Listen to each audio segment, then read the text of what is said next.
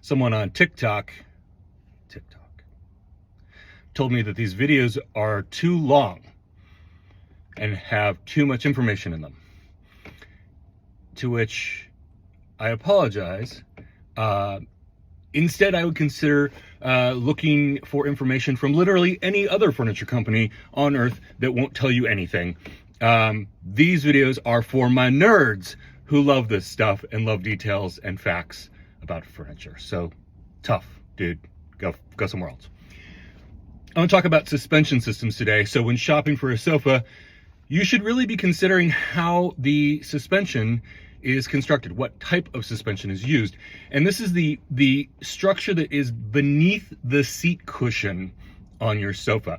There are a few major categories. Now, there are some products out there that impressively have no suspension at all. They are just a piece of wood and then a really thick cushion is placed on it. Don't spend money on something like that. That's trash. There are a couple of other lesser used suspension systems that I'm not going to go into great detail on. Pirelli webbing, yes, that Pirelli, the tire company Pirelli, or nylon webbing systems are used sometimes more in very modern profiles. I don't really think that's the category of furniture that most of you are considering. If you're looking for a real sofa for your living room, you're probably going to run across 3 types of suspension systems, 2 more commonly and 1 less commonly. Most commonly, you will see what's called a sinuous suspension system, a sinuous spring. A sinuous spring is like a little snaky thing running back and forth, a piece of thick wire that kind of, it's sinuous, sine wave. Got it? Okay. You'll find usually sofas have 4 or 5 of those running along the bottom of the sofa.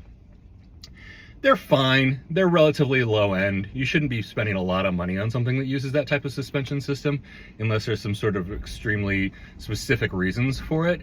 The problem with it is that it only clips in a few places, and it's usually clipped with pieces of plastic, little plastic clips that screw to the frame, meaning that type of suspension is prone to sagging and it's prone to breaking, and it's often noisy. So if you're concerned about durability, it's not your best bet.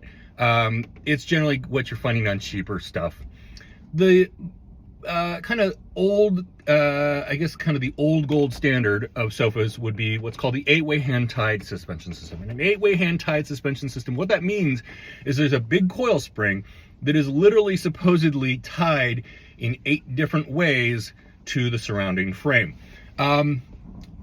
This is a kind of a bulletproof way of doing suspension systems, and it does work quite well. The downside with it is that, well, if you actually want to do it the true way, first of all, finding people to do it correctly is hard. But actually, even things like finding the right kind of twine has become incredibly difficult. The companies that used to make that twine don't make it anymore. So it's way more prone to failure than it used to be. So even somebody that is doing a very good job of making an 8-way hand-tied suspension system, it's not going to have the durability that it would have 40, 50 years ago. It just isn't, because the materials aren't as good. And a lot of companies that are pitching their product as having an 8-way hand-tied suspension system are kind of cheating, because what they're actually doing is what's called a drop-in system. So it's actually a pre-assembled 8-way hand-tied system that's like tied to a surrounding cage that's dropped in, attached to the frame. It's not really the same thing, and it's kind of a way for them to say, hey, we're doing this, but they're not actually doing it. We can do 8-way hand-tied systems, but I think in almost every case, it's not really the right pick.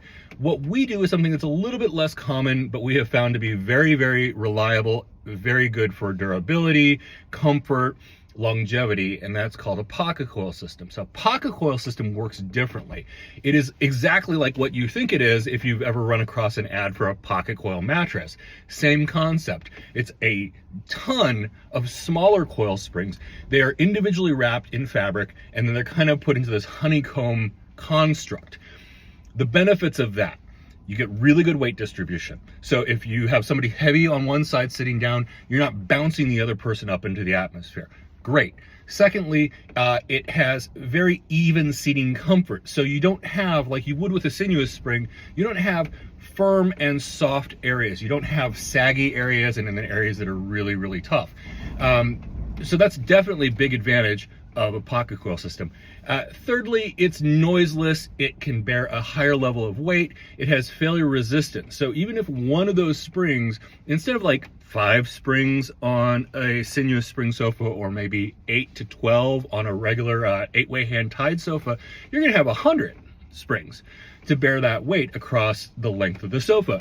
So if you have a failure of a single spring, you probably won't even know, which really is great. It means that your maintenance, your upkeep, your longevity is all dramatically improved on a sofa like that. We have found it to work really well. A lot of our sofas are not only in very, very busy households, but they're also in commercial spaces. They've performed admirably in those circumstances. We've had, I don't know, maybe 3 or 4 failures in all the sofas we've built. So really durable, really good option. It's not as common, but it's worth looking for. I highly recommend it.